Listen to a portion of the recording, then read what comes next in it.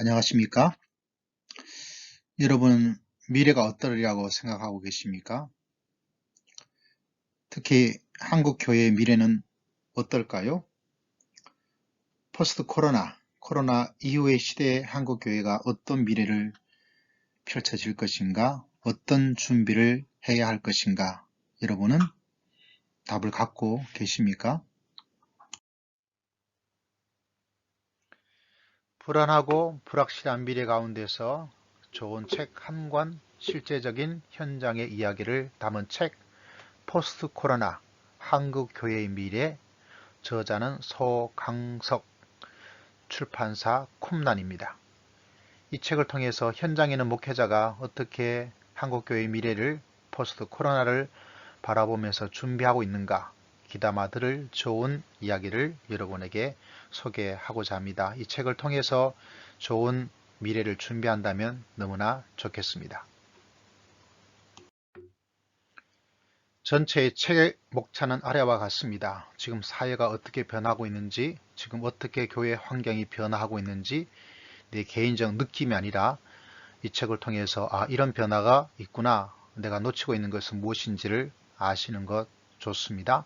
이런 변화하는 가운데서 어떻게 교회를 세워 나갈 것인가, 이런 면에서 아주 일목요연하게 이 책은 자세히 그리고 현장의 이야기를 잘 담고 있어서 많은 도움을 우리에게 주고 있습니다. 많은 변화가 있습니다. 사회 변화, 코로나 이전의 어떤 변화와는 전혀 다르죠. 다른 사건과는 차원이 다릅니다. 첫 번째, 두 번째, 세 번째, 대면적 관계 단절, 가족 중심, 공동체성 해체, 가상 공간 문화, 네 번째, 소상공인들의 서바이벌한 삶, 종교보다 육체적인 건강, 글로벌한 사회보다 국가 이기주의, 이것에 대해서 어떻게 신앙적으로 교회에서는 대처를 해야 될 것인가, 이것을 어떻게 대답을 해 줄 것인가, 어떻게 활용해 나갈 것인가, 이 사회적 변화 가운데 놓친 것은 무엇입니까? 그것이 없도록 이것을 잘 보시는 것이 코로나 이후의 미래를 개척해 나가고 미래를 준비하는 사람들에게는 가장 큰 핵심이라고 볼 수가 있습니다. 2장에서는 교회 환경의 변화를 기술해주고 있습니다. 우리 주변이 지금 어떻게 변화하고 있는가, 여기서는 네 가지를 지적을 하고 이야기를 하고 있습니다. 교회 파괴에 대한 부분들, 사람들의 마음들, 성도들의 영적인 태만과 냉담과 방치, 그리고 신앙의 세속화, 그리고 정치의 진보적 사회적 모습을 이야기함을 통해서 우리가 있을 교회가 이런 환경의 변화가 일어나고 있다, 이것을 보여주고 있습니다. 자, 실제적인 이야기가 3장, 4장에서 나오는데 3장에서는 어떻게 하면 이 이후에 교회를 세워나가는데 두 가지 방향을 이야기합니다. 첫 번째는 리셋, 초대교회 신앙으로 돌아가서 그 초대교회의 모습을 구현해 나가기 위해서 무엇을 강조할 것인가. 두 번째로는 이 신앙을 현대의 시대에 맞게, 이 트렌드에 맞게 어떻게 리포맷해 나갈 것인가. 두 가지 큰 맥락에서 이야기를 하고 있습니다. 자, 초대교회 신앙으로 돌아가서 그 신앙을 지금 강조해야 될 것은 무엇인가? 첫사랑, 목마름, 공동체, 열정, 헌신, 뉴 액츠, 29 운동, 이렇게 6가지로 요약을 하고 있습니다. 자, 이를 위해서 책 속에 정말 놀라운 것들은 이런 이야기가 나옵니다. 이렇게 하려면 목회자가 먼저 열정을 발휘해야 한다. 정말 반 미쳐야 한다. 그렇지 않고 어떻게 반에 반토막 나버린 교회를 다시 회복시킬 수 있겠는가? 아니, 코로나로 인하여 신앙이 태만하고 나태하고 냉담한 사람들을 어떻게 다시 열정의 사람으로 만들 수 있겠는가? 이런 이야기를 하고 있습니다. 다시 말하자면 리셋의 가장 중요한 것은 목회자의 첫사랑에 대한 이야기, 목회자의 목마름에 대한 이야기, 목회자의 공동체성, 내 열정, 내 헌신, 이 이야기를 다시 성도들에게 이야기를 해주고 반을 미쳐야 됩니다. 이제까지도 미쳐 있었지만 코로나 이후에 교회를 세우기 위해서는 더 미쳐야 돼요. 더 미치지 않고는 교회를 다시 세워나가기가 어렵다는 사실을 강조를 하고 있습니다.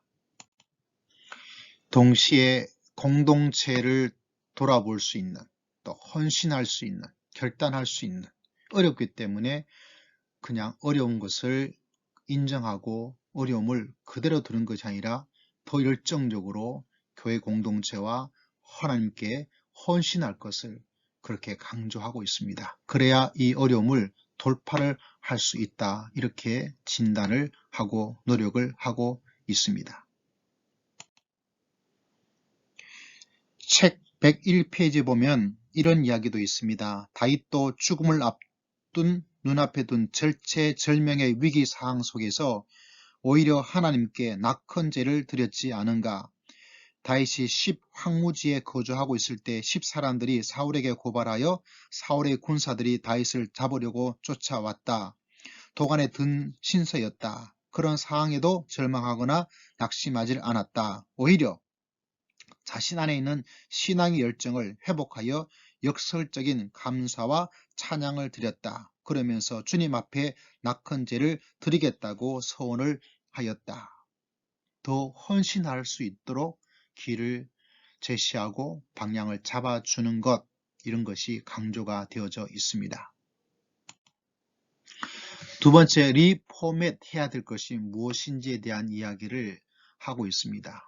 중간중간 목회자의 설교가 실려져 있고 또 본인들이 하고 있는 일들을 이야기를 통해서 이렇게 해나가자라는 것들을 이야기를 하고 있죠. 다시 말하자면 사회성을 가질 수 있는, 사회에 인정받을 수 있는 모습에 대한 이야기가 간단하게 되어 있습니다. 리셋에 대한 부분보다는 리포맷에 대한 설명이 조금 부족하여서 조금 아쉬움을 가지지만, 그럼에도 불구하고 무엇을 강조하고 무엇을 방향으로 잡아야 될 것인가, 그것을 살필 수 있는 좋은 내용이 담겨져 있습니다.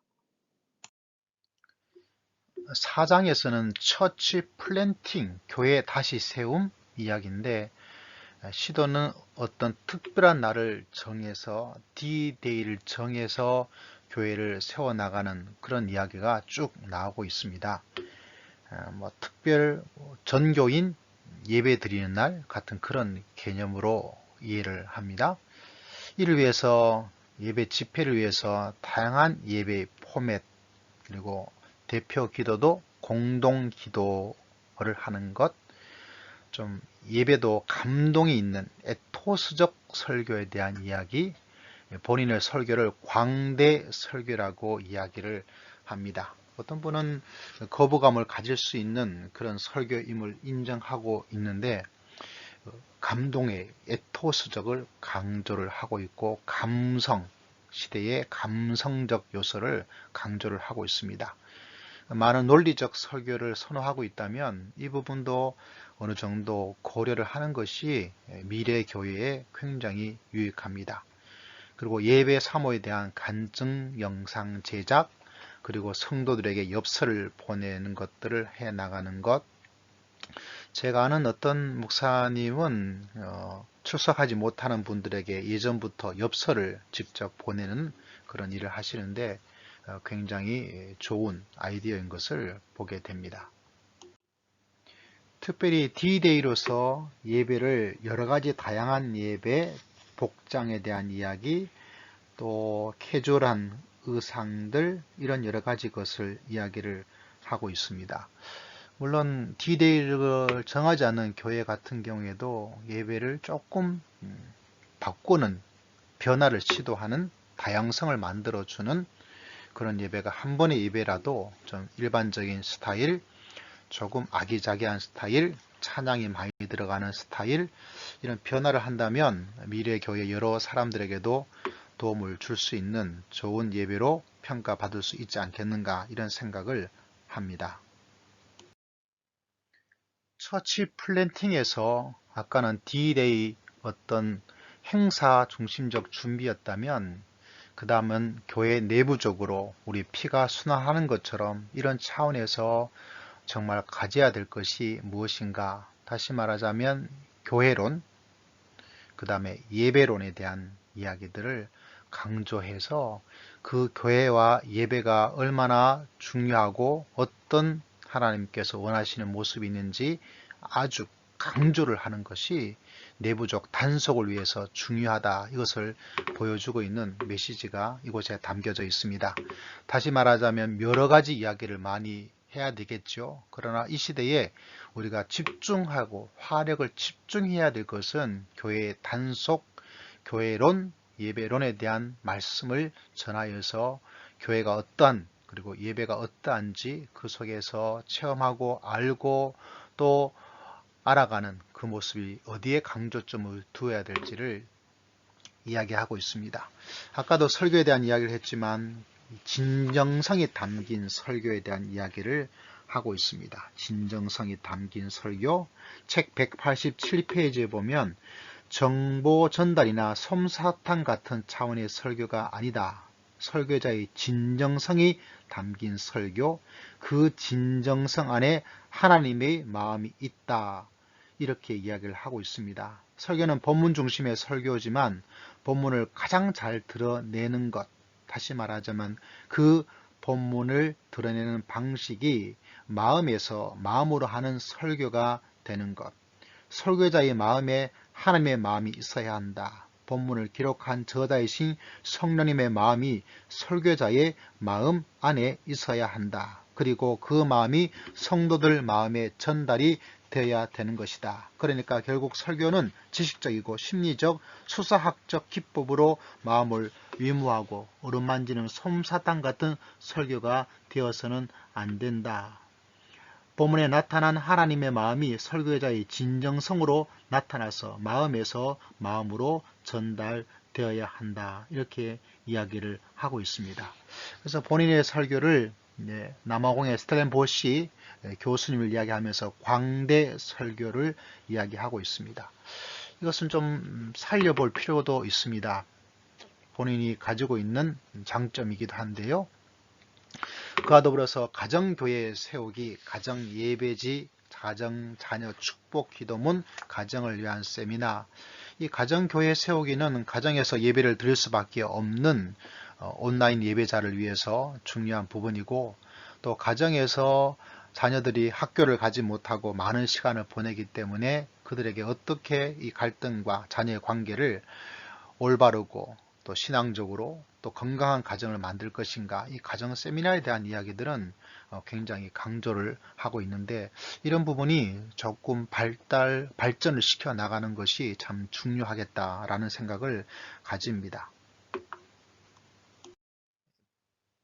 포지션 영역, 교회 외부를 향한, 아까는 교회 내부였죠. 교회 이미지를 만들어 나가는 것, 목회자의 가운을 바꾸든지 양복과 계절복을 번갈아 가면서 한다든지 현수막과 빔 프로젝트를 사용해서 한다든지 창조적 교회로서 지역 교회에 방독면, 방독 기구를 증정하는 것, 유튜브 전도를 하는 것, 또 예배도 여러 가지 포맷으로서 해나가는 이야기를 하고 있습니다. 묵상 예배, 그리고 성가대도 조금 변화를 줬으면 좋겠다라는 이야기를 합니다. 성가대 가운을 하고 있다면 책에는 나와 있지 않지만 성가대도 한번 가운 없이 좀 자유롭게 하는 그런 것도 시도하면 좋겠다는 생각을 합니다. 그리고 메디컬 처치, 아까는 가정에 대한 중요성을 했지만 메디컬 처치로서 의료 사역자를 세운다든지 아니면 의료에 대한, 건강에 대한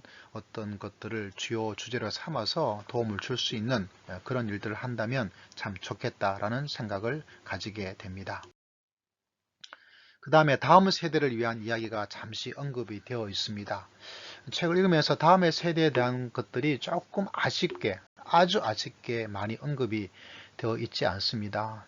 우리가 다니엘 기도회를 보더라도 어른들이 참석하고 하는 것들은 많은 사람이 시청을 하고 있지만 실제로 어린이를 위한, 다음 세대를 위한 다니엘 기도의 시청자를 보면 좀 많지는 않습니다. 물론 시간대가 공부할 시간대라서 그런지 좀 많은 아쉬움을 가지는데, 이 책에서도 다음 세대를 위해서 무엇을 해야 될지 그에 대한 것이 좀 부족해서 그 부분을 좀 이 책의 아쉬움이다 이렇게 보면 볼 수밖에 없습니다. 그럼에도 불구하고 이 책은 여러 가지 면에서 무엇을 강조하고 이 시대를 어떻게 보아야 될지, 또 시도할 수 있는 것이 무엇인지, 무엇을 시도해야 될 것인지에 대해서 일목요연하게 설명을 해주고 있습니다.